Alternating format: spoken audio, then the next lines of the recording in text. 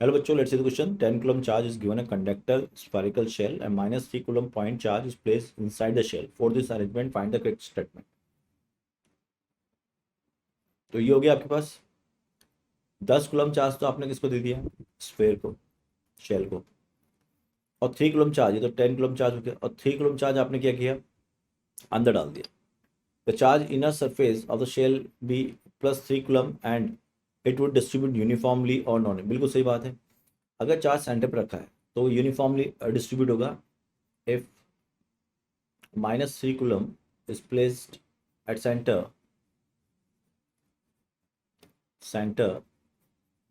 then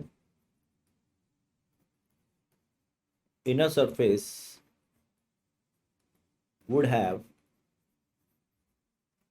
uniform charge, else non-uniform. ठीक है. while outer surface always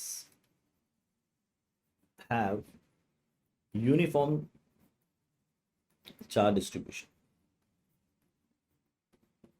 तो अगर अपन यहाँ बात करें कि अपन सेंटर पर रखा है तो नॉन यूनिफॉर्म, सेंटर पर रखा है तो यूनिफॉर्म होगा, अदरवाइज नॉन यूनिफॉर्म. तो ये हो सकता है यूनिफॉर्म भी हो सकता है और नॉन यूनिफॉर्म भी हो सकता है. The charge on the inner surface of shell will be plus 3 coulomb distributed would be uniform.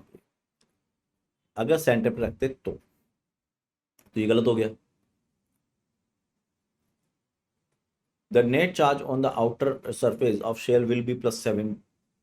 बिल्कुल. अब ये तो पता है कि मान लो यहाँ पे अपन ने माइनस 3 कूलम रख दिया तो ये प्लस 3 कूलम हो गया, बाहर कितना चला गया, माइनस 3 कूलम. तो टोटल कितना हो गया बाहर, 7 कूलम. बिल्कुल सही बात है. Third option correct. The net charge on the outer surface of shell will be plus 7 and distributed would be uniformly.